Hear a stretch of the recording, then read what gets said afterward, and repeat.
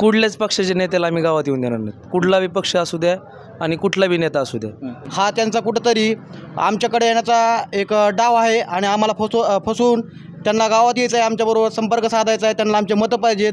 पंकजाताईचंही नाव आम्ही घेतलं नाही की त्या मुर्दाबाद वगैरे असं काहीच नाही. फक्त मराठा आरक्षणाच्या संदर्भात आम्ही त्यांना काळे झेंडे दाखवले होते. पण काय फरक पडत नाही आमच्यावर. असे किती बी जरी गुन्हे दाखल झाले, जवळजवळ तिथं 100 ते 150 लोक उभा होते आणि त्याच्यामध्ये त्यांनी फक्त 4 ते 5 जणाला टार्गेट करून त्यांच्यावर गुन्हे दाखल केलेत. नमस्कार, आपण पाहताय महाराष्ट्र प्राईम न्यूज. मी आज साक्षाळ पिंपरी या गावामध्ये आलेलो आहे. परवा एक घटना घडली होती. पंकजा मुंडे नारायणगडावरून येत असताना साक्षाळ पिंपरीमधील काही तरुणांनी काळे झेंडे दाखवले असा आरोप करत पोलिसांनी त्यांच्यावरती गुन्हे नोंद केलेले आहेत. भारतीय दंड संहिता 1860 143 अन्वये आणि भारतीय दंड संहिता 1860 188 कलम आणि त्यानंतर 135 कलम असे 3 गुन्हे या मुलांवरती दाखल केलेले आहेत. मात्र आज पंकजा मुंडे गावागावांमध्ये गाठ भेट दौरा करतायत आणि त्या ठिकाणी भाषण करत असताना सांगतायत की साक्षाळ पिंपरी या ठिकाणी जो काही प्रकार घडला आहे त्या मुलांनी मला काळे झेंडे दाखवले नाहीत.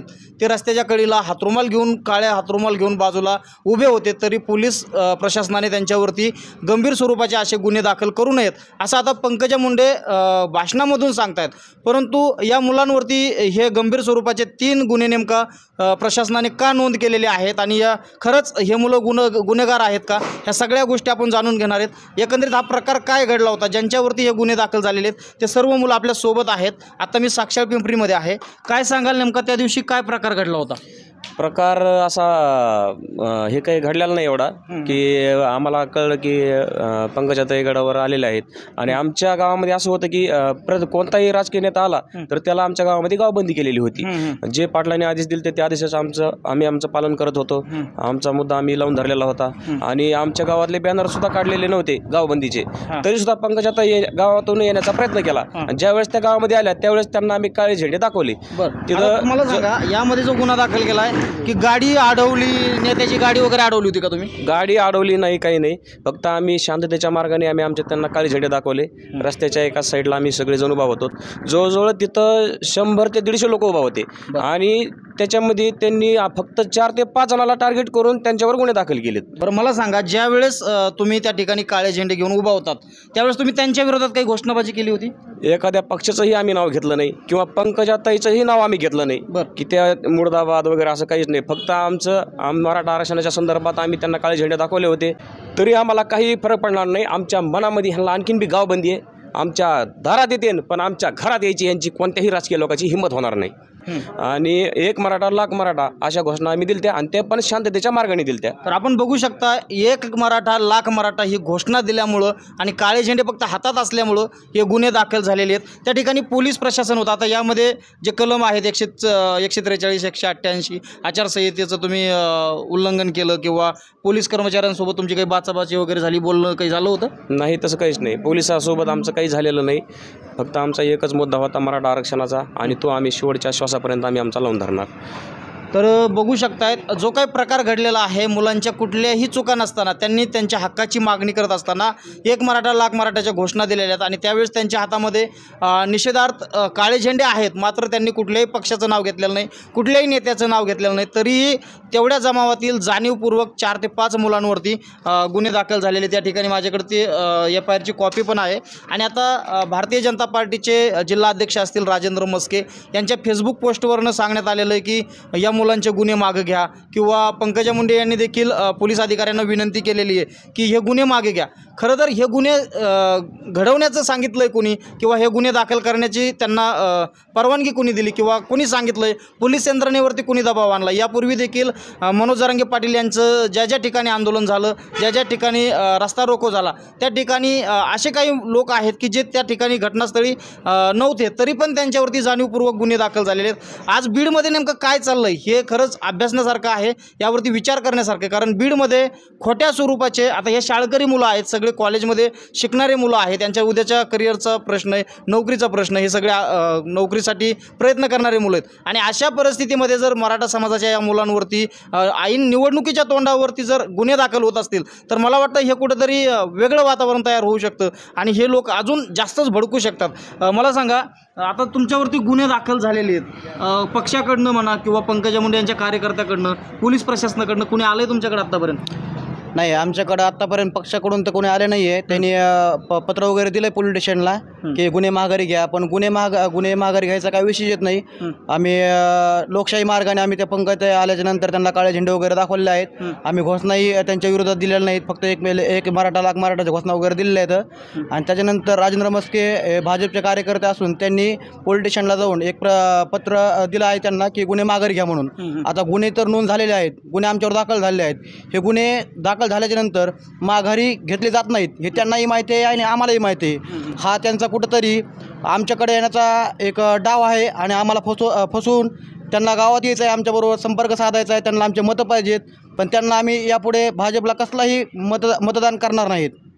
मला सांगा, आता गावकऱ्यांच्या नेमका भावना काय आहेत की आज तरुण 5 मुलांवरती हे गुन्हे दाखल झालेले आहेत? एक गावामध्ये काय चर्चा आहे किंवा गावकरी तुमच्या सोबत आहेत की आज?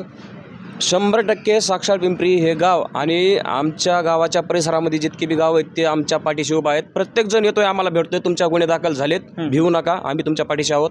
ज्यावेळेस बी पोलिसांची गाडी तुम्हाला न्यायला येईल त्यावेळेस अख्खं गाव तिथं पोलीस स्टेशनला जाऊन बसन आणि हे जे खोटे गुन्हे दाखल झालेत याच्या विरोधात आम्ही पूर्णपणे त्यांचा लढा मराठा आरक्षणासाठी लढू. वेळ पडली तर आम्ही कोर्टात बी जाऊ, जिथं लढा करावा लागेल तिथं आम्ही लढा करू आणि सगळं गाव पण आमच्या पाठीमागे. तुम्ही शालेय जीवन जगत असताना कॉलेजमध्ये आज तुम्ही स्पर्धा परीक्षा वगैरे देताय, नोकरीसाठी प्रयत्न करताय, आता तुमच्यावरती गुन्हा नोंद झाला, एक भीती वगैरे असेल मनामध्ये? भीती कसलीच नाही. ज्यावेळेस माझ्या वडिलाला सुद्धा ही घरी बातमी कळाली की तुमच्या मुलावर गुन्हा दाखल झाला आहे, तर वडिलांनी मला जवळ घेऊन माझ्या पाठीवर कौतुकाची थाप टाकली आणि त्यांनी सांगितलं किती गुन्हे दाखल होती, मागं सरकायचं नाही म्हणून. नाही, कुठेतरी पक्षाकडनं फसवण्याचा प्रयत्न केला जातोय, कुठेतरी दबाव टाकला जातोय असं वाटतं? नाही, अजून तर पक्षाचा आम्हाला काय कोणत्या फोन वगैरे नाही आला की दबाव टाकण्याचाही प्रयत्न नाही. हे गुन्हे कोण टाकते नेमकं? पक्ष टाकतोय की मग प्रशासन टाकतंय? काय वाटतं याबद्दल? आता नाही, हे तर सगळं पक्षाकडूनच हे दबाव चालू आहे, हे सगळा पोलीस प्रशासनावर. हे वैयक्तिक तर असं पोलिस कोणी गुन्हे दाखल करू शकत नाहीत, कारण आम्ही कोणत्याच कायद्याचं उल्लंघन केलेलं नाही. आता तुम्ही बोलता एक मुद्दा घेतला होता की कुठंतरी आमच्या गावापर्यंत येण्यासाठी हे प्रकार घडून आणतायत, मग आता गुन्हे मागे घेतले जातील, पुन्हा तुम्हाला पक्षाकडनं मतदान मागितलं जाईल, परंतु ह्या सगळ्या घटनेचा लोकसभा निवडणुकीवरती काय परिणाम होणार आहे? 100% परिणाम होणार. मराठा समाज हा सरकारच्या विरोधात एकदम पेटून उठलेला आहे आणि जे इतर पक्षसुद्धा आहेत त्यांच्या पण विरोधात पेटून उठलेला आहे. कारण आमची जी मागणी आहे मराठा समाजाला आरक्षण द्या, यांनी ती मागणी पूर्ण केलेली नाही. त्याच्यामुळे ह्यांच्या विरोधात मराठ्यांचा पूर्णपणे रोष आहे, म्हणजे आहे, 100% आहे. आणि यांना येणाऱ्या निवडणुकीमध्ये लोकसभा असन, विधानसभा असन, कोणती पण निवडणूक असन, यांना आम्ही आमच्या दारात उभा राहून देणार नाहीत. जरी ह्यांनी गावातले बॅनर काढले गावबंदीचे तरी आम्हाला काही फरक पडणार नाही. आमच्या मनामध्ये ह्यांना आणखीन बी गावबंदी आहे, आमच्या दारात येते पण आमच्या घरात यायची यांची कोणत्याही राजकीय लोकांची हिंमत होणार नाही. तर आता काय वाटतंय, गुन्हे दाखल झालेले आहेत, मला वाटतं तुमचा राजेंद्र मस्के किंवा कार्यकर्त्यांचा फोन पण तुम्हाला आलेला आहे, काय बोलणं झालं नेमकं? बोलणं तसं काही नाही, ते म्हणले आम्ही गुन्हे वापस घेऊ असं पत्र दिलेलं आहे, पण काय फरक पडत नाही आमच्यावर. असे किती जरी गुन्हे दाखल झाले, गुन्हे मागे घेतल्याच्या नंतर काय परत तुम्ही भाजप सोबत किंवा नेत्यांसोबत ह्या जाऊ शकतात की नाही? भावना असणार? कुठल्याच पक्षाच्या नेत्याला आम्ही गावात येऊन देणार नाहीत. कुठला बी पक्ष असू द्या आणि कुठला बी नेता असू द्या, त्याला आम्ही गावात येऊन देणार नाहीत. आम्ही झेंडे दाखवलेत, त्याचा आम्हाला सार्थ अभिमान आहे, असं काही नाही, आम्हाला त्याचा पश्चाताप वगैरे काही नाही. पण का दाखवली होती झेंडे तुम्ही घेऊन उभा होता, नेमकं काय होत्या भावना म्हणा? आम्ही गावकऱ्यांनी सगळ्यांनी मिळून ठरवलं होतं की गावात कोणत्याही राजकीय पक्षाच्या नेत्याला किंवा कुठला बी आमदार असू द्या, खासदार असू द्या, कुणालाच येऊन द्यायचं नाही गावात. आणि त्याच्यामध्ये त्यांनी यायलाच नव्हतं पाहिजे. ठीक आहे, आलात तुम्ही, आणि आम्ही काही त्यांना असं अडवलं नाही वगैरे, काही असं त्यांचा ताफा अडवला आहे आणि त्यांना असं काही जाब विचारला आहे किंवा त्यांच्या काही शासकीय मालमत्ता असेल त्यांना काही हानी पोहोचायचा प्रयत्न केला आहे, तसं काही नाही. आम्ही लोकशाही मार्गाने काळे झेंडे दाखवलेत आणि मला वाटते बहुतेक महाराष्ट्रामधली हा पहिली घटना असेल की झेंडे दाखवलेत आणि गुन्हे दाखल झालेत. हां, महाराष्ट्रामधली पहिलीच घटना असेल ही दडपशाही ही सरकारची, बाकी काय.